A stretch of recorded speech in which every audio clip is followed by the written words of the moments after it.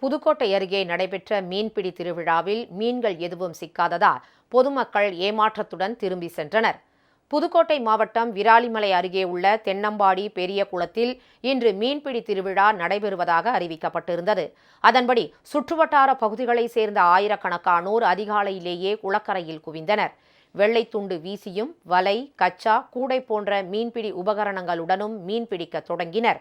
விரால், கெளுத்தி, கட்லா, கெண்டை உள்ளிட்ட நாட்டு மீன்கள் சிக்கும் என்ற நம்பிக்கையில் குளத்தில் இறங்கிய பொதுமக்களுக்கு ஏமாற்றமே மிஞ்சியது.